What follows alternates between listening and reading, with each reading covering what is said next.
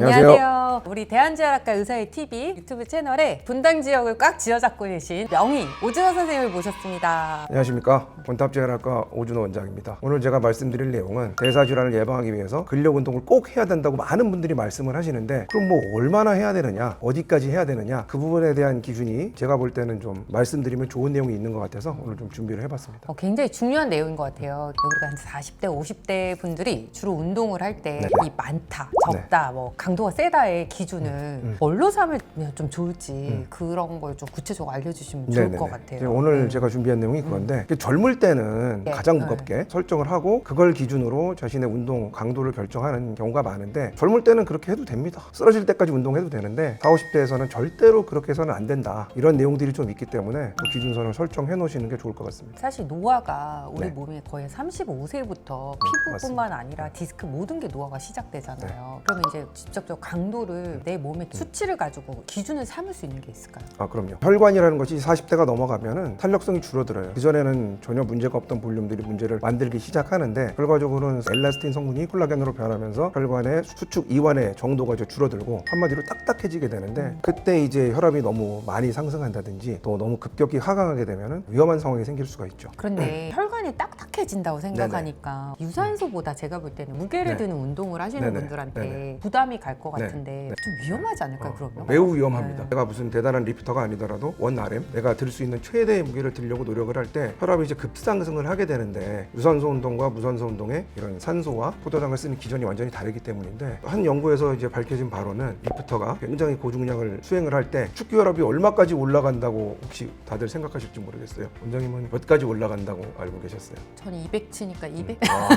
실제로 300, 350까지 올라간다고 합니다. 근데 아까 말씀하신 그런 동맥경화가 이미 진행된 중년 이후의 혈관들은 그 혈압을 절대 견딜 수가 없습니다. 그래서 상한선을 저 같은 경우에는 축기 혈압이 160이 넘어가지 않도록 설정하시는 게 좋고, 굉장히 고강도 운동을 내가 오늘 수행하겠다 할 때도 180 이상은 넘지 않도록 하시는 게 되게 중요합니다. 그래서 준비 과정으로 항상 나의 심박수, 스마트워치 요새는 많고 다 나오니까 그걸 통해서 지금 안정시 심박수가 얼마인지 체크를 하시고요. 그 다음에 이제 휴대용 혈압계도 굉장히 좋은 것들이 많거든요. 운동 시작하기 전에 혈압을 재시고 모니터링 하면서 세트를 끝내고 나의 심박수와 혈압을 체크하고, 그래서 심박수가 예를 들어서 220에서 우리가 자기 나이를 빼고 그게 이제 최대 심박수라고 하는데, 최대 심박수의 60에서 70이 넘지 않는 선으로 세팅을 하시고 혈압도 160을 넘지 않게 140에서 150 사이로 세팅을 하시는 게 안전하다. 운동이 끝난 후에 재시는 건 의미가 없고요. 세트가 끝나고 그 직후에 바로 재시는 게 의미가 있고, 그리고 세트 이후에 60초를 쉴 것인가 120초를 쉴 것인가도 혈압이 떨어지는 정도를 보고 심박수가 떨어지는 정도를 보고 결정을 하셔야 된다는 거죠.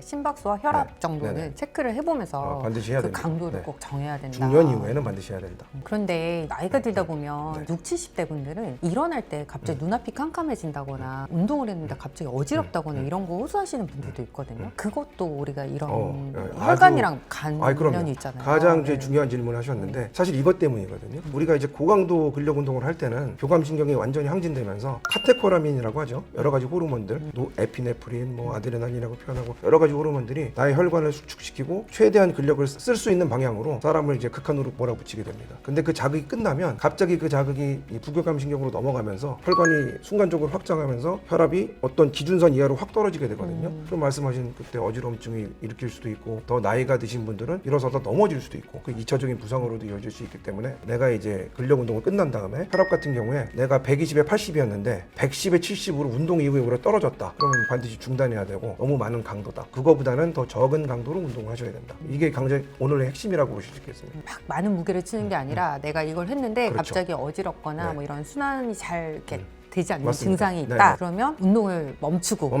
그런 분들은 그러니까 건강검진할 때 심장 초음파나 막 되게 디테일하게 보진 않잖아요. 예. 그런 검사를 좀 해보시는 게 좋을까요? 당연하죠. 이런 이벤트가 있다 그러면 나의 혈관 건강 상태를 체크할 수 있는, 말씀하신 동맥경화를 몇 가지 체크할 수 있는 지표들이 있죠. 콜레스테롤이라든지 당화혈색소라든지 이런 부분들, 또 심장 초음파라든지 심장 칼슘 레벨 체크하는 검사들은 CT 검사, 이런 것들을 다 종합적으로 보시는 게 필요하겠습니다. 그러니까 또 당뇨 있으신 분들은 꼭 체크 체크를 하셔갖고 운동을 꼭 하시는 게 좋겠습니다. 네네. 긍정적인 성장통 말고 부상과 이 두 가지를 구분할 수 있는 몇 가지 좀 포인트들이 있을까요? 간단하게는 근육이 수행하는 원래 기본적인 관절 운동이 있잖아요. 예를 들면은 이두박근 같으면은 팔꿈치를 구부린다든지 삼두박근 같으면은 팔꿈치를 펴는 운동을 하는데 관절 운동 자체가 좀 저해되는 것 같다. 그러면은 좀 선을 넘은 운동이라고 보셔도 될 것 같아요.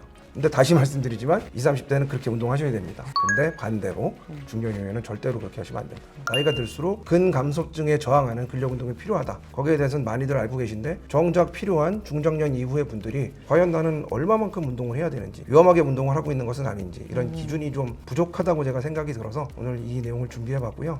여러분 운동하시는데 이 내용이 좀 도움이 되셨으면 좋겠고 앞으로도 뭐 필요한 내용이나 궁금하신 내용이 있으면 여러 가지 기회를 통해서 준비해 보도록 하겠습니다. 감사합니다.